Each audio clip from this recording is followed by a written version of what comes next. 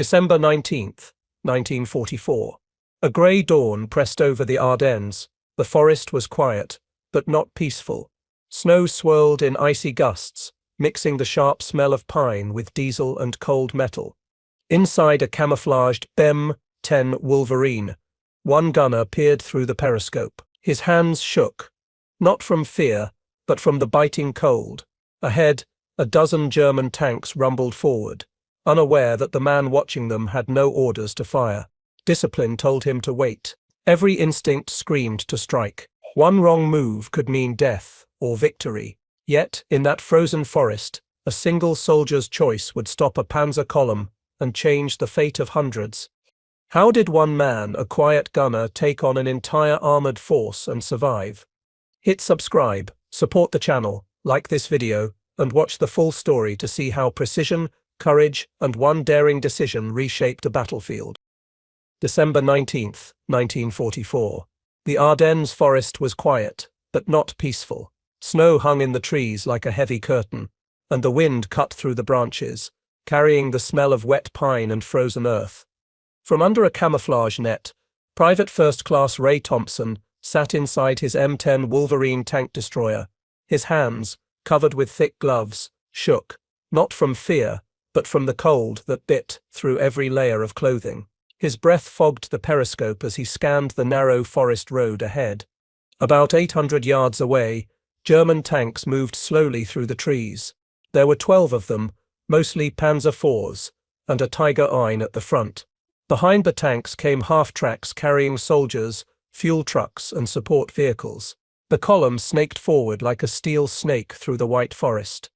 Thompson knew that if these vehicles reached the Noville crossroads, they could cut off supplies to the 101st Airborne Division, trapped in Bastogne. He had no orders to fire. He had to wait, report, and do exactly as told, but every muscle in him tensed. The rules were clear.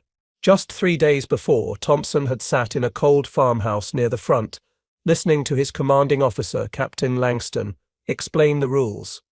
"No one fires without confirmation from command," Langston had said. "Even if the enemy is right there, you wait." The men nodded silently. Outside, the forest was quiet, but tension hovered in the room like smoke. Every soldier understood the danger. Mistakes could mean death for themselves and others. Ray had already seen war at its worst. In Normandy, a Panzer shell had caught his friend Jimmy Delgado's half-track, killing him instantly. Another comrade, Frank Murray, had stepped on a mine and was gone in a flash. Thompson learned quickly that luck was scarce in combat, but patterns, those could be studied, understood, and predicted. He began to carry a small spiral notebook, sketching tanks, noting angles, and marking weaknesses. He knew the German column like a mathematician knows numbers. The Tiger led, heavy and unstoppable. The Panzer IVs followed in disciplined formation. Fuel trucks and ammunition carriers stayed in the middle, shielded by steel in front. Thompson traced their movements in his mind, where they paused, how the turrets rotated, how long it took for a tank to turn. He didn't just see tanks, he saw a system, a machine that could be broken if struck correctly. Still, he waited. The rules demanded it. Waiting was supposed to keep him safe, yet each second felt dangerous. The closer the German vehicles crept, the more Thompson understood the stakes. The 101st Airborne Division's last supply line could vanish if the column advanced unopposed. Every frozen breath reminded him that time was running out. The forest, silent but heavy with snow, became a pressure cooker.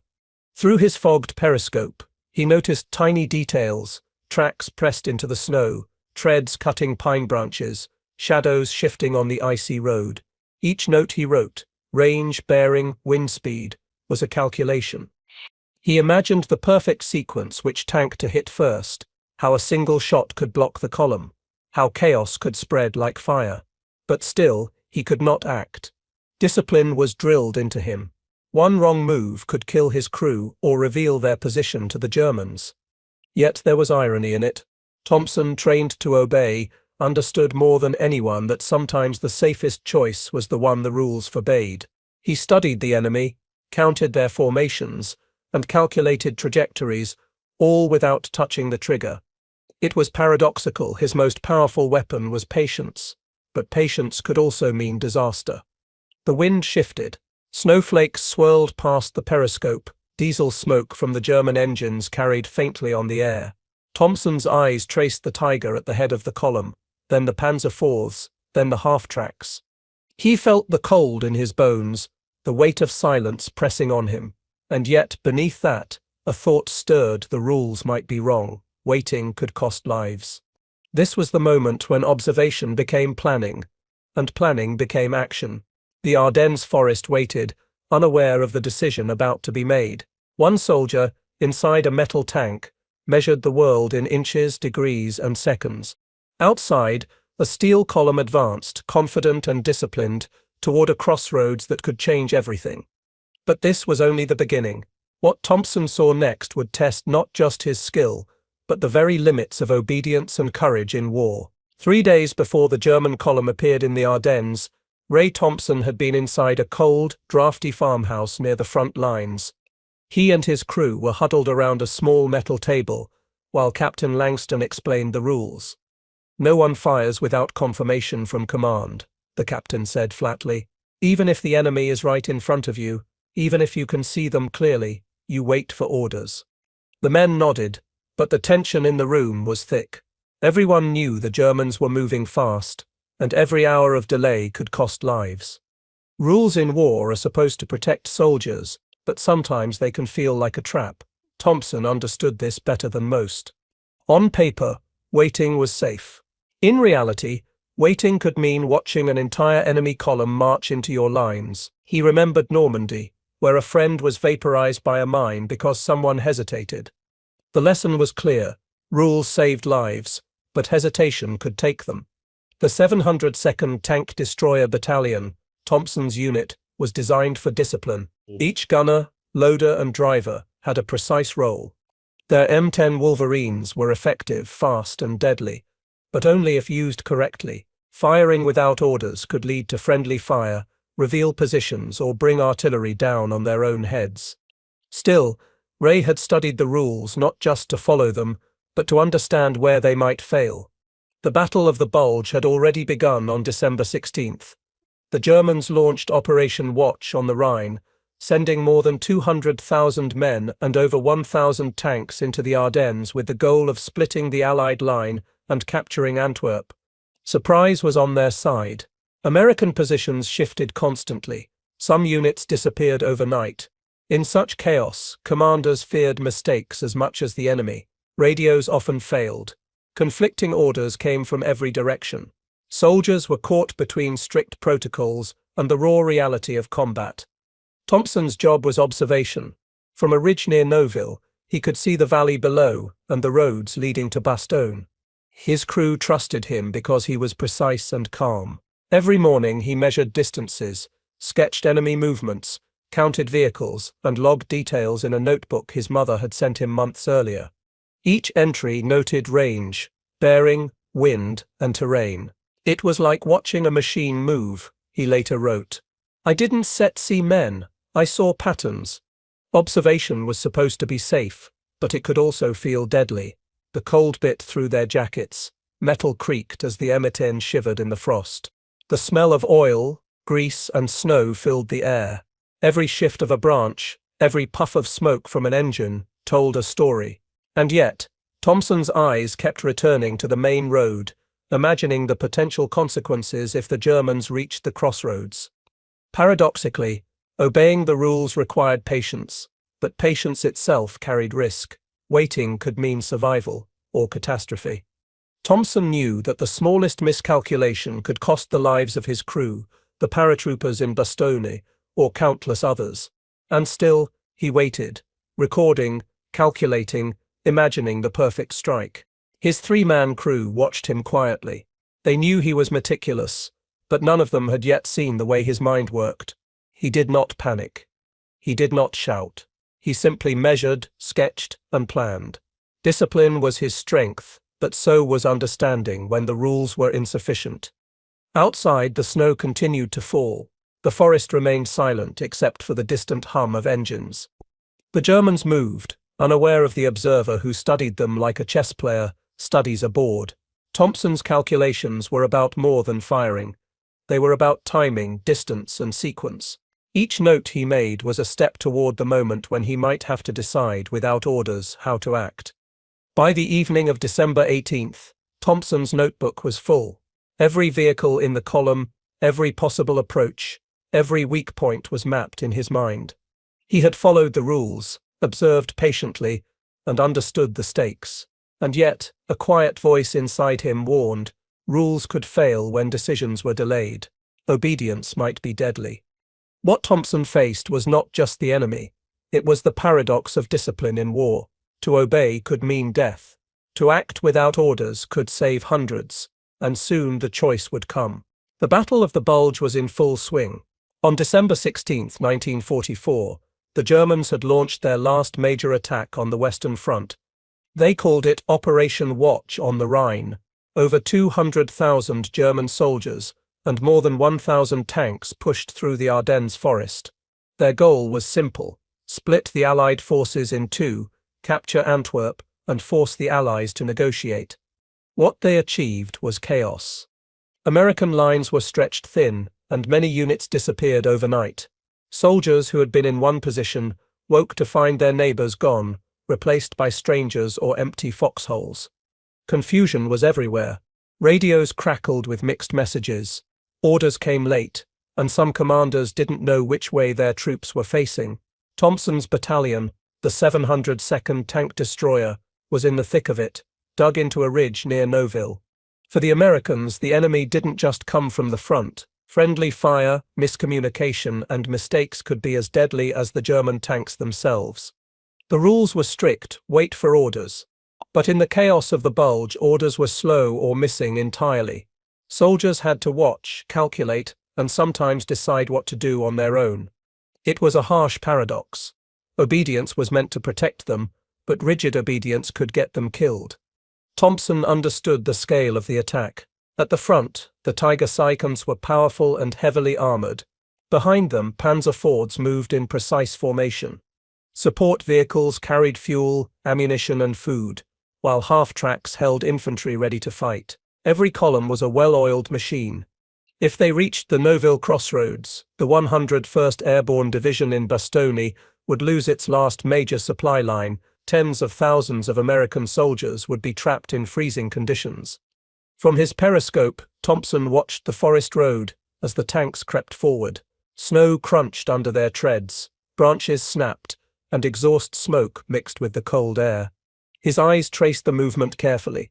He could see where the vehicles slowed, where they turned, and where they were most vulnerable. Each movement was a note in his mental map, each pattern a potential opening. The Americans in the Ardennes were outnumbered and surprised, but some soldiers noticed a different kind of enemy: the unpredictability of war itself. Thompson wrote in his notebook later, "The snow hid everything, but also made everything clearer. The patterns showed themselves if you watched long enough." He studied the tanks like a puzzle, knowing that understanding them was the key to survival. Statistics from the battle highlight the danger. The Germans had 1,200 tanks in the Ardennes sector, over 600 artillery pieces, and 200,000 men pressing forward. The Americans had far fewer resources in the area, and the 101st Airborne Division was surrounded in Bastogne with only 20,000 men. The difference was clear. One misstep could be fatal. And yet, even in the face of these overwhelming numbers, Thompson noticed something. The German soldiers moved with confidence. They believed the Americans were disorganized, slow, and reactive. That belief was their weakness. Thompson began to plan in his head. Where could a single gunner make the biggest impact? How could he use the enemy's strength against them? The forest itself added another layer. The road was narrow, barely wider than the column. Thick trees hemmed in both sides, leaving little room to maneuver. Snow covered the ground and muffled sounds. Fog hung low, twisting light and shadow. From the ridge, Thompson had a perfect view. He could see every engine, every turret, every soldier moving along the steel line. Witnesses later said the silence of that morning was strange. "It was like the forest was holding its breath," wrote one infantryman. Diesel smoke, the faint smell of fuel, and the crunch of snow created a tense, almost unreal atmosphere. It was quiet, yet the weight of what was about to happen pressed down on everyone. Thompson's mind worked like a machine. He didn't just see tanks, he saw patterns. He calculated angles, distances, and timing. He imagined the effect of a single shell hitting a specific vehicle. Each choice could change the course of the battle. In the midst of a massive offensive, a small decision might become a turning point. The paradox was clear. In a war defined by numbers, orders, and overwhelming force, a single man could make a difference. One careful calculation, one precise shot, could save lives where armies might fail. And that moment was fast approaching. Ray Thompson was not born to be a soldier. He grew up in western Kansas, where the flat land stretched for miles and winters were sharp enough to crack the wood on barns. His father, Charles, ran a small engine repair shop. His mother, Anna, taught 7th grade math. From a young age, Ray was surrounded by gears, tools, and numbers. He learned to see the world in angles and measurements. As a boy, he built slingshots with pulleys and counterweights, measuring exactly how far he could launch a pebble.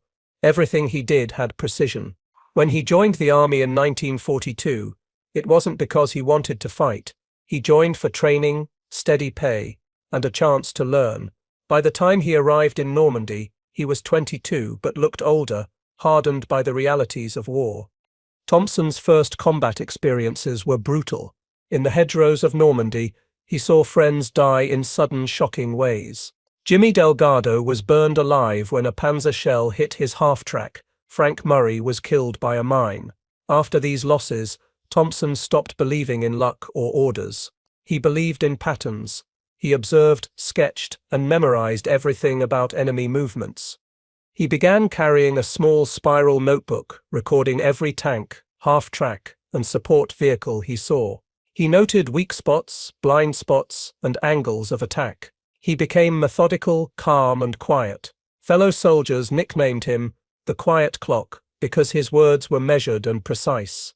But his mind was active, calculating, always thinking several steps ahead. By the time he reached the Ardennes, Thompson had mastered one critical skill, seeing a battlefield like a chessboard. He understood formations, timing, and how to exploit enemy routines. Observation was not passive. It was preparation. He didn't just watch the Germans move. He planned how to stop them, if the moment ever came. Despite his skill, he still followed orders.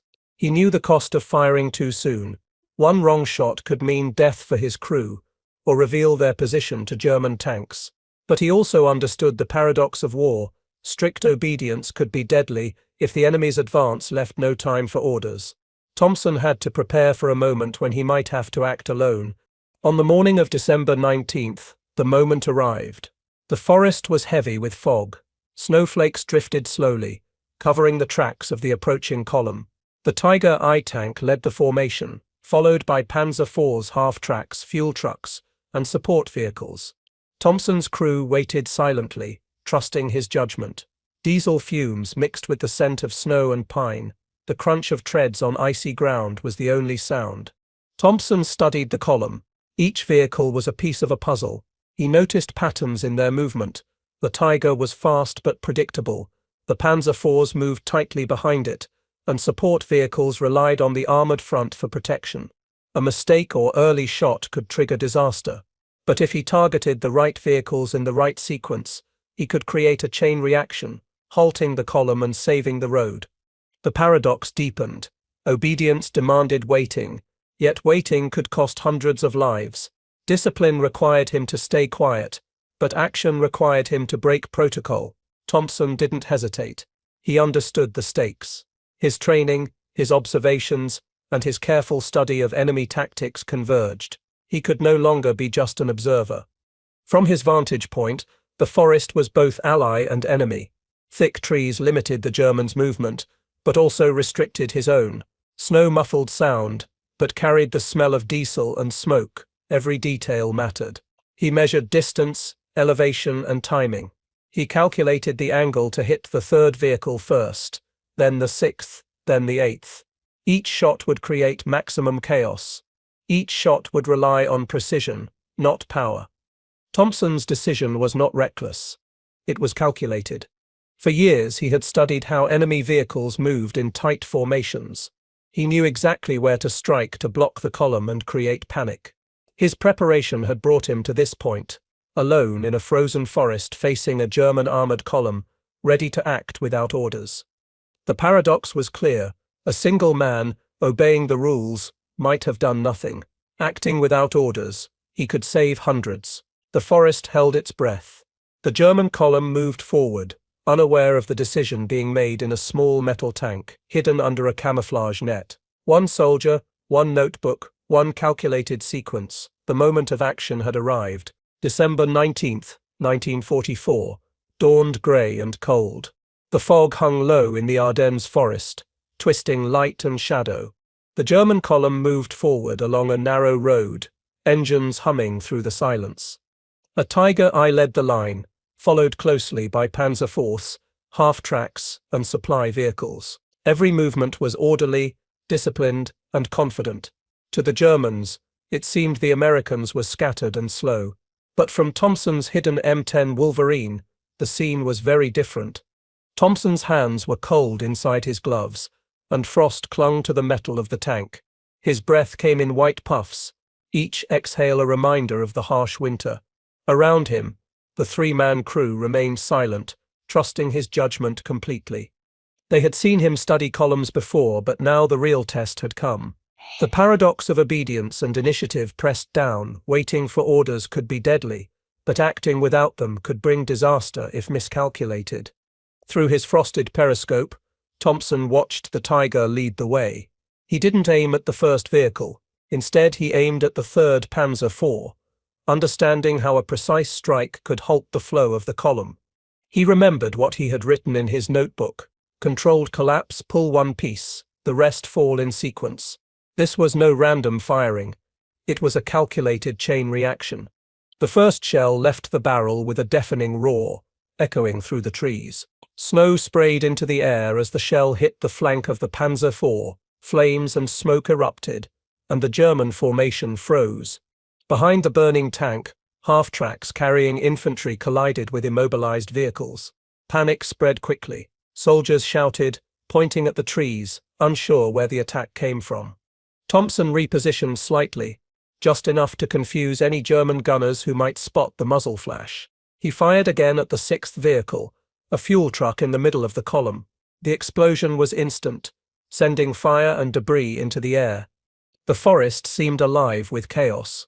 Soldiers ran in every direction, some into trees, others slipping in the snow, trying to escape the inferno. His crew, now fully alert, moved efficiently. Each shell was loaded and fired with precision. Thompson didn't rush. He calculated. The 8th shot struck another fuel truck at the rear. The chain reaction spread, blocking the road and trapping armored vehicles. German tanks tried to maneuver, but found the road clogged and narrow. Their discipline, so effective in open terrain, became a trap. Witnesses later described the scene in disbelief. One soldier wrote, "It was like the trees had eyes and the forest was shooting back." Another said he saw muzzle flashes from 3 different angles, though there was only one gunner. The Germans imagined an entire battery ambushed them, but in reality, it was one man with a plan, one M10 tank, and 3 calm crew members. Statistics show the power of Thompson's action. 7 German vehicles were destroyed, 4 more were disabled, and 0 American lives were lost. One critical road remained open, saving the supply line for the 101st Airborne Division in Bastogne. The numbers show a clear fact: one man's precise decisions had a strategic impact far beyond what anyone expected. The smell of diesel, cordite, and burning fuel filled the forest. Trees splintered under shock waves. Snow turned grey with ash. Thompson's mind stayed focused, reading each movement and adjusting his aim. Every new position was chosen for cover, elevation, and maximum confusion. The Germans didn't just face fire, they faced unpredictability. They thought there were multiple tanks and batteries, but it was only Thompson. This day showed a harsh truth: in war, thinking can be as powerful as firepower. Discipline is important, but understanding when to act alone can save lives. Thompson's methodical targeting, using sequence and timing rather than sheer force, turned a narrow forest road into a battlefield advantage. By the time the last shots were fired, the German column was in chaos. Flames and smoke filled the valley. Soldiers scrambled, abandoned vehicles, and tried to retreat. The Tiger at the front was finally immobilized, trapped by the wreckage behind it. Thompson's quiet calculations had dismantled the column without direct confrontation, showing that strategy and precision could outweigh numbers. And yet, Thompson remained calm. He didn't celebrate. The forest returned to its eerie silence, broken only by distant screams and the crackling of fire. He and his crew understood what had happened, but the real weight of their action, the lives saved and the danger avoided, would take time to sink in. After the firing stopped, the Ardennes forest was quiet again, but it looked like a disaster zone. Black smoke rose from burning vehicles. Trees lay splintered on the snow. German tanks and trucks were twisted, burned, and stuck. Tracks dug deep into the ground showed where vehicles had skidded or crashed. Yet, there were no American casualties. Only one M10 Wolverine and its three-man crew had faced a German armored column and survived. Thompson's crew was exhausted, hands blistered from loading shells, bodies stiff from cold and tension. The smell of smoke, diesel, and hot metal hung thick inside the tank. The loader offered Thompson a sip of water, but he only nodded, staring at the road and the destroyed enemy vehicles. It was over, yet the weight of disobedience pressed on him. They had fired without orders, and Thompson expected to be court-martialed. Meanwhile, German soldiers were in total confusion. Some ran into the forest for cover. Others climbed onto tanks, trying to see what had attacked them. They fired wildly, but their efforts were useless. One officer later said, "It felt like the trees were shooting at us. I couldn't believe one tank could do this." Another soldier claimed to see flashes from multiple directions. Fear made them invent enemies that didn't exist. In reality, it was only Thompson and his carefully calculated shots. The Americans later reviewed the aftermath. 7 German vehicles were destroyed, 4 were damaged, and the road to Noville was still open. The 101st Airborne Division could receive supplies again. A single soldier, acting without orders, had saved hundreds of lives and prevented a disaster. Thompson's notebook, filled with sketches, distances, and patterns, became proof of his careful planning and calculation. Back at battalion headquarters, Thompson filed his report. Captain Langston read it silently, flipping through the pages. Thompson's notes were precise: which vehicles were targeted, in what order, and why. Langston finally said, "If this had gone wrong, you could have killed Americans or yourself." Thompson replied simply, "I knew what I saw." Langston paused, then nodded. They had no proof of disobedience because the radio lines had been jammed. Orders hadn't reached Thompson. Days later, scouts from the 101st Airborne arrived at Noville. They expected to see a German column still moving, but instead they found burning wreckage. They asked which unit had done this. Langston said it wasn't a unit, it was one gunner. Word spread across battalion mess tents and radio lines. Soldiers began telling the story of the Kansas man who had taken out a Panzer column alone. Some exaggerated the story, saying it was 10 tanks or 5 shells or trick shots. But the truth was even more impressive: careful calculation, precision, and courage. American intelligence officers investigated. They interviewed Thompson's crew, checked field notes, and tried to contact higher command. They confirmed the kill count and 0 American casualties. They could not prove that Thompson broke orders because the communication lines had failed. His unauthorized firing had become a case study in what one trained, observant, and brave soldier could accomplish. The paradox was clear. Obedience is valued in war, yet it sometimes limits action. Thompson followed his own logic and knowledge of enemy patterns, saving lives where waiting for orders could have caused disaster. He did not fire recklessly. Each shot had a purpose. Each sequence followed careful observation and calculations. He had not broken rules for pride or aggression. He had acted out of necessity. Even weeks later, when Thompson returned to training other gunners, he remained quiet. His method, targeting specific vehicles to create a chain reaction, was being studied at Fort Sill, Oklahoma. Soldiers learned that disabling convoys through sequence and understanding formations was often more effective than raw firepower. Thompson never sought glory.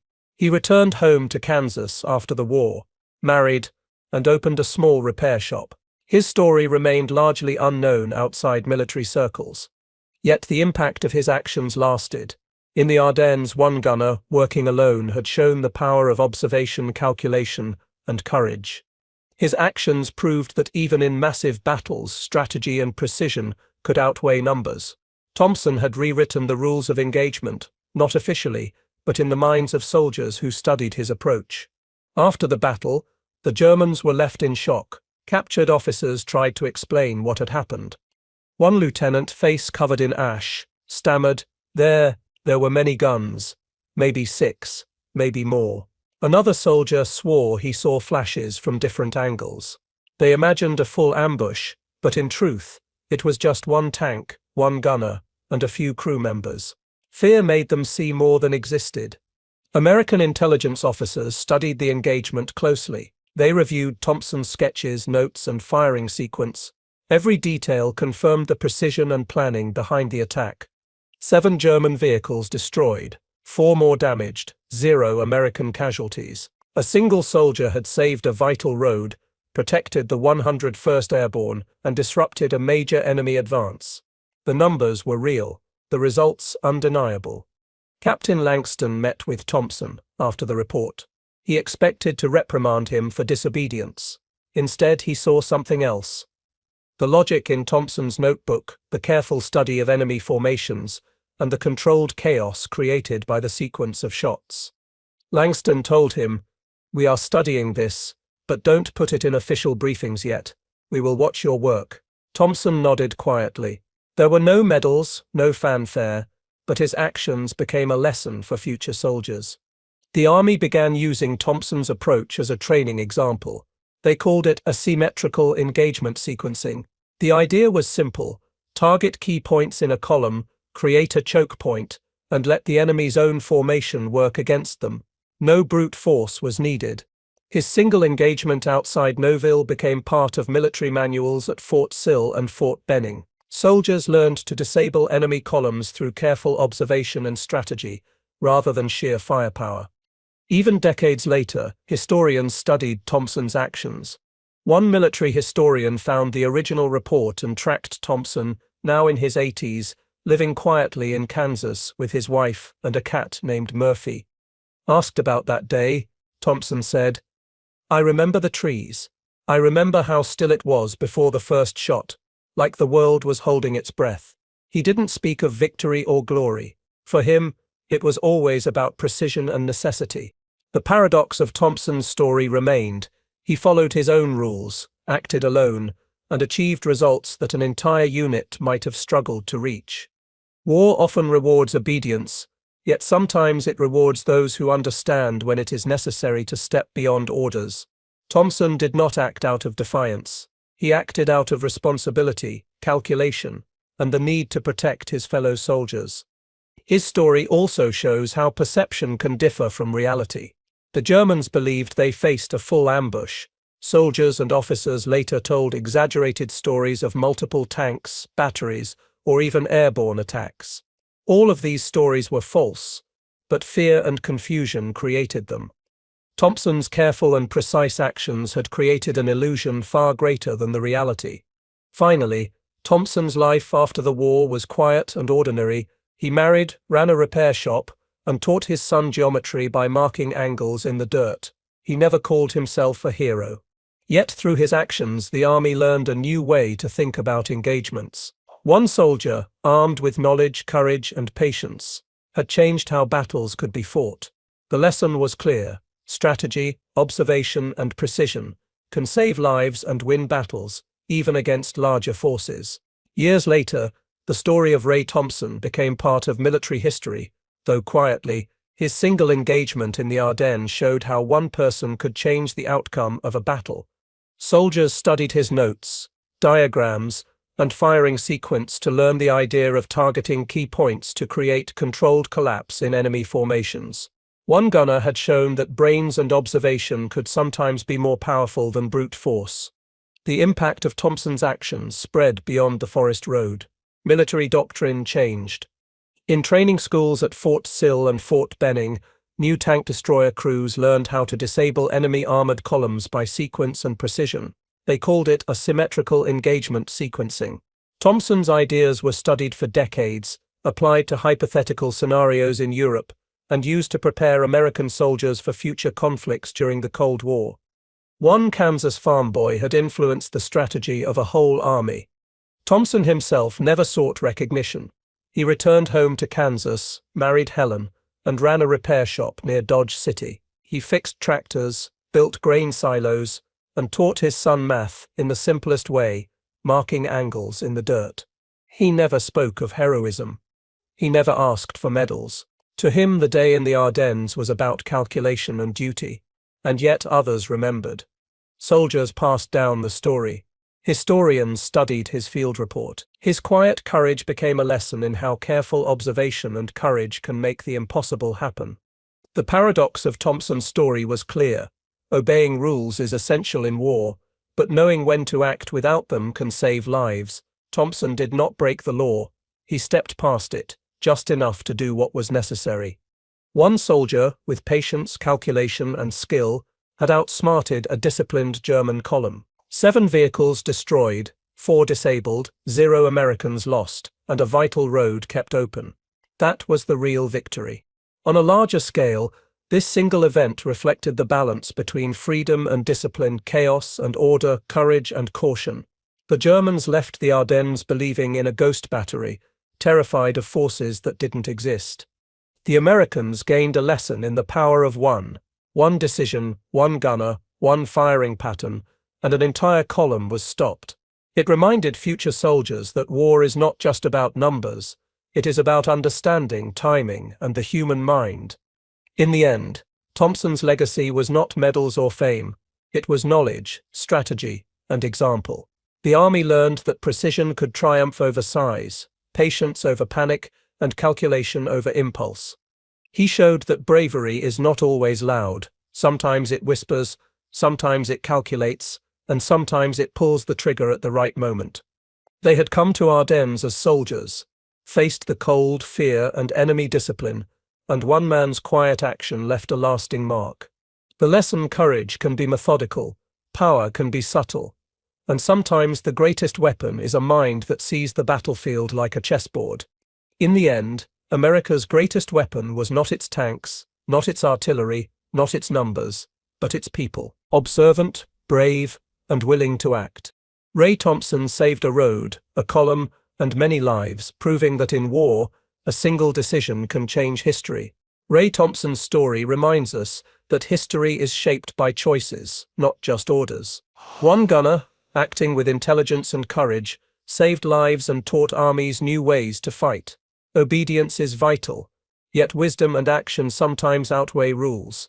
War is chaos, but careful thought, courage and observation can turn the tide. In Thompson's case, precision saved a column, a division, and showed the power of one.